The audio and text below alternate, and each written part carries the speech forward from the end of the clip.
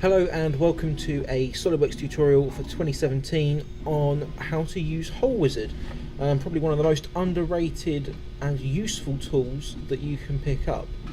Hole Wizard is located up here on the features bar. It's basically used for creating any hole that I would class as complex. So you've got your extrude cut, it just does your standard cut through of a shape through the object. Okay. Your Hole Wizard though, it allows you to do more complex holes. So let's have a quick look at this. So straight away, we've got a load of hole types to choose from. Now the most common one we use is this one here called the straight tap. Now this basically allows us to create a threaded hole. Now this is really crucial, it plays a part in a lot of the drawings and the technical stuff that we do, but it basically allows you to create a threaded hole, or a cosmetically threaded hole, really quickly and easily. So first off we're going to start there. So we're going to click on Hole Wizard. We've clicked on straight tap. First off, standard. Now you've got a load of standards here. It will default to ANSI metric, but we're going to use ANSI metric. Okay. Obviously, because we're using the metric system, ANSI is the American standard for metric. It's just the most common, so it's what we stick to. You've got type, bottom tap, pipe tapped, and tapped hole. Bottom tapped is the most common one, so we're just going to stick with that. We've then got hole specifications. Now this is where you get to choose what size hole. Because we've selected metric, they're all coming up with M sizes. Basically it'll run through all the most commonly used metric size holes, right up to M64 down there. Obviously we're not going to do anything that big, it's a little bit more than what we ever do, but we're going to stick around here at sort of the M10, M12 mark. So if we go for an M12 times 175 pitch, one of the most common sizes for coarse threads, is what we use quite a lot. Okay, there is the option to use custom sizing where you could be a lot more specific about it, but we're not going to do that, so we're just going to leave it on the standard M12. Okay, and the next one we're going to look at is end condition. Now basically we can see here that it's set to blind. We've got the option to obviously go through all, which we'd use obviously if we want to do the thread all the way through the object, or blind if we only wanted to do it to a certain depth. Okay. Now the default here shows that the depth of the hole, and this shows the depth of the thread.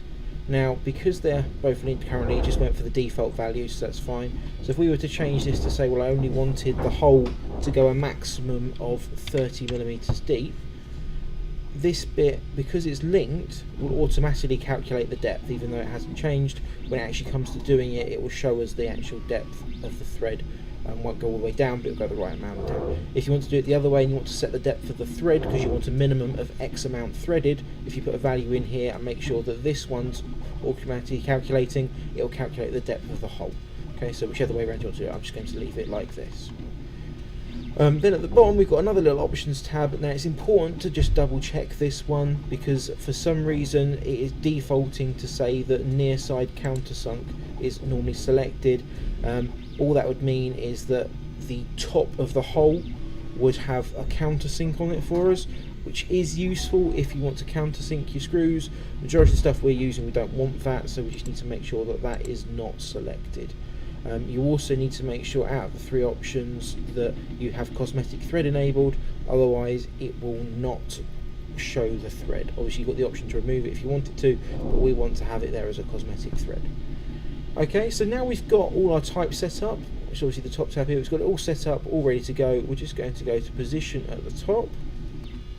Okay, so now we've got position selected. You've got this option to select where the hole is going to go.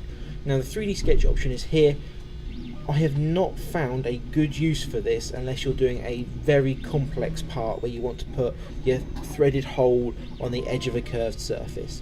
It just makes life a little bit more difficult, and it's something we don't really need to focus on at the moment, so we're just going to use the basics, which is basically select a face for the hole to go in. So all we're going to do, click on the top face here.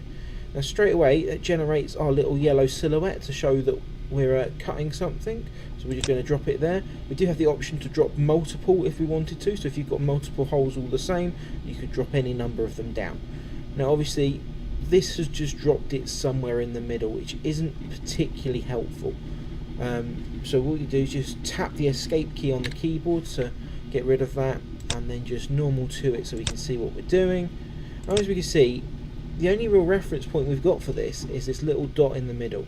So what we're going to do is just going to smart dimension it. So smart dimension from the centre to the edge. Make that nice and simple. We're going to then smart dimension from there to the top edge. Make that nice and simple at 25 as well. And just going to tick it, because now we've got it fully dimensioned, it's fully defined. We've just got to tick it there to accept it. Okay. We can straight away see that it's put it in. It's got the little circle drawn around the outside to show that there's a thread. We can always remember to turn on cosmetic threading like we showed you in the previous video.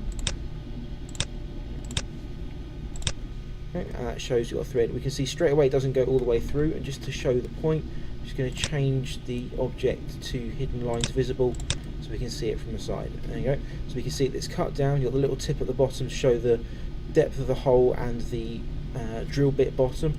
Right, and then when we go back to the normal shaded view, we can see that we've got the cosmetic thread all the way through there. Okay, so that's the basic tapped hole for Hole Wizard, which is probably one of the most common ones we're going to use. But I just want to show you a few of the others really quickly that are a bit more advanced and will play into a lot of the work we do for our assignment, but mainly just show you some more of the features that Hole Wizard is capable of doing. The top one up here, which is what it defaulted to first, just the standard hole, relatively simple. The difference is it allows you to do a more complex basic hole, if that makes sense. The most common thing we use it for is, again, selecting metric. You can select drill sizes, different types of drill sizes depending on what the job's for, but just if you go for a standard drill size, the hole specification allows you to pick pretty much every standard metric drill bit size there is. And of course doing this will mean that if the end condition is a depth in there, it will show that point of the drill bit as if it had been drilled in real life, because obviously we don't use flat bottom drills very often because they're really expensive. Using a normal drill bit though does leave that pointed hole, which if we're checking for fit or for whether we're going to intersect with another feature, it's important that we allow for that error. So this allows us to do that. Now if we're going for a really complex hole, we could look at counter bore or counter sink.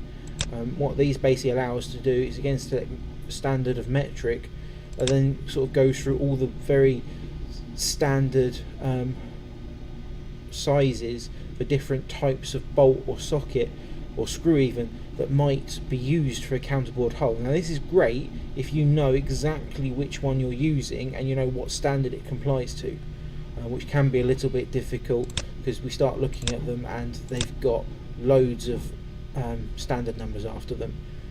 Now if we don't know that, if we just know what size we want the hole to be, it can be a lot easier just to use a custom one, which is where legacy hole comes into its own. So if we click on legacy, there you go, legacy hole. In legacy there is a load of sort of predefined types of hole. Now you've got counterbored and your counter sunk holes, and then you've also got the same again but without the drilled bit. So obviously the drilled bit has the angle on the bottom, so if obviously it's not going all the way through, you're going to need that, or you can go for just the standard if it's going all the way through, so you don't really worry about it. So let's go for counterbored because that is one we use on our assignment. I've just gone for this one rather than the angled one because I know I wanted to go all the way through. And then basically you've got these 4 dimensions on the picture and they relate to this bit here. So you've got 20mm diameter. You see from the picture that that's 20, that's the main shaft diameter. So that's not going to be that. Let's make that 10.2 because I want it to be a clearance hole for a M10 screw. The depth is currently set to 100. It doesn't matter too much. I know my block is 50mm tall.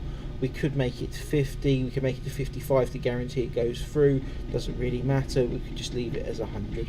We could also select through all if we wanted to just go all the way through anyway, so it doesn't really matter. Now this is the next bit where you've got counterbore diameter. Okay, now obviously this refers to the top bit up here. So we can just double click on that. So if I've got 10.2 here, it's probably going to be about 14mm. So what we normally do for ours, just to give it a nice bit of clearance. and then counterbore depth, so how deep do you want that top bore to be so that you can guarantee it tucks underneath. I'm going to make that a nice 10mm. Okay, so therefore we've gone through all of them, we've set those. Now same as before, we do position, we click on the surface.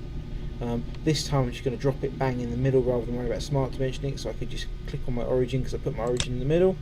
We see straight away there it's come up with a nice profile. Tap escape to get rid of it so I don't keep dropping multiple, and tick it. And straight away I've ticked it, and we can see that we've got that little shelf. Just so we can see it properly, I'm just going to put a cross section through there. Right, so we can see there that it's going to have made that. That's going to be 10.1, that's going to be 14. Therefore we've got a nice counterbored hole right through the middle there. Okay, there you go, that should just about do it for Hole Wizard. There are much more options on there. You can start getting into slots, you can start getting into tapered taps, all this kind of thing. They're a lot more advanced, but we're going to need to worry about further coursework, so we'll just leave it there for the time being.